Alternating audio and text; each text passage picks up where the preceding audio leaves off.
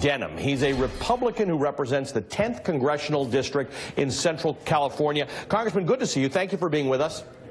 Thank you. Thanks for having me. I just want to quote from something you've written about Dreamers. You said, the government asked these young men and women to come out of the shadows. They've passed background checks, opened bank accounts, gotten jobs, enrolled in our universities, all positive contributions to our society and to our economy. To target them now is wrong. I just want to be clear to our viewers. You're a Republican, and actually you're pretty conservative on most things. Why do you take this view on Dreamers at odds with many of your fellow Republicans?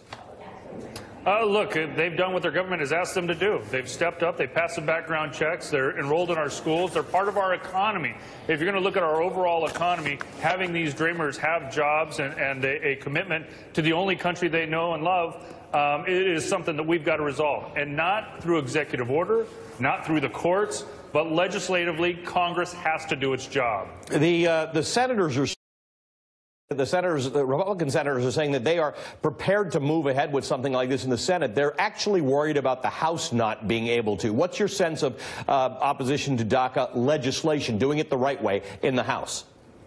Very positive. I think we're going to get it done. I think that this is something that's got to have a resolution in both houses. So we're moving forward in the House as well, and we want to see our Senate counterparts do the same thing.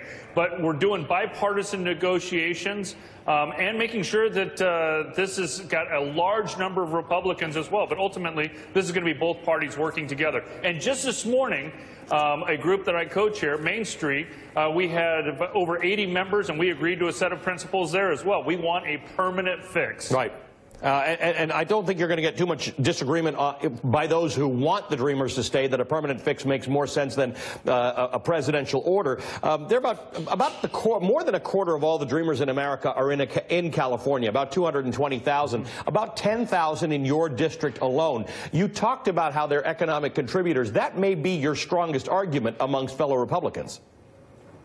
Yeah, you know, I think the strongest argument, it's just the right thing to do. We've never penalized kids for the deeds of their parents. So this is something that is just the right thing to do. These kids know of no other home. They have no other country to go back to. They've graduated from high school alongside our kids. So it's the right thing to do, I think, is the biggest issue that should bring Republicans and Democrats together. But just on the economy, the economic impacts of this, if you look at the statistics, we have strong facts that show that these Dreamers are not only working, but are also going to school and contributing back to our local economies.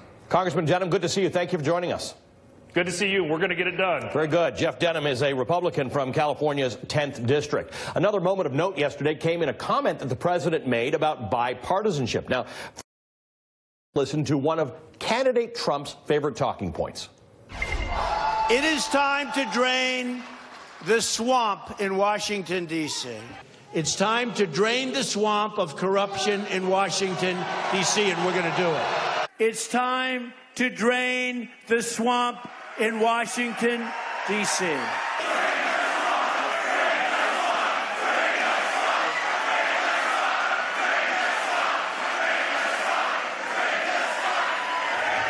All right, that was pretty clear, right? But yesterday,